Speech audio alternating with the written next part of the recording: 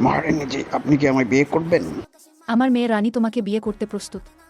তবে তার একটি পা ভাঙা এবং তার একটি খুব গম্ভীর অসুখ আছে। তাহলে বলো, কে তাকে নিজের স্ত্রী বানাবে? এই দেখো মহারানীজি, আমার কাছে পৃথিবীর সবচেয়ে বড় দুটি উড়োজাহাজ আছে। আমি তোমাকে পুরো পৃথিবীটা ঘোরাবো। তাহলে তুমি কি আমাকে বিয়ে করবে? আরে মহারানীজ, আমার কাছে তো উড়োজাহাজের বিশাল বড় শোরুম আছে এবং আমি প্রতিদিন 50টি উড়োজাহাজ বিক্রি করি। তাহলে তুমি কি আমাকে বিয়ে করবে? মহারানীজি, এই ফুল ছাড়া আমার কাছে আর কিছুই নেই এবং আমি খুব বড় গরিব। মহারানীজি, তুমি কি আমাকে বিয়ে করবে? হ্যালো।